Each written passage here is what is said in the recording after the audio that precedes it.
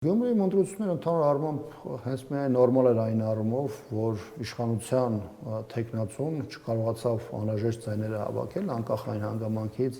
որ վարչական, հսկայական ու ենթադրաբար նաև ֆինանսական մեծ ռեսուրսներ են այդտեղ աշխատել, եւ որոշակի բանակցություններից հետո հնարավորություն եղավ ընդդիմադիր կառավարված ուժերի համար ստեղծել որոշակի կոնսենսուս ընդդիմության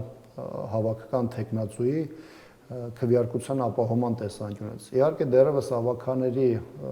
առաջին նիստը դեռևս տեղի չի ունեցել եւ այս պահի մի փոքր նույնիսկ վաղ է ասել, թե ինչ մենք կարող ենք դեռևս սպասել, որովհետեւ ամեն դեպքում իշխանությունը անակնկալներ տարբեր փուլերում արել է, դա արտահայտվել է նաեւ 21 թվականին Վանաձորի ընտրություններում, որի հետևանք հետագայում եղավ Մամիկոն Աստանյանի նախկին քաղաքապետի անազատության մեջ հայտնվել է եւ այլն, այնպես որ մի կողմից արդյունքները ընդհանուր առմամբ նորմալ էր եւ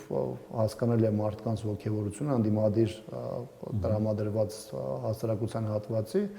մյուս կողմից ես շատ չեմ շտապում, որովհետեւ իշխանությունը տարբեր իրավիճակներում գործել է, իդեպ նաեւ մեկ այլ խնդիր եղավ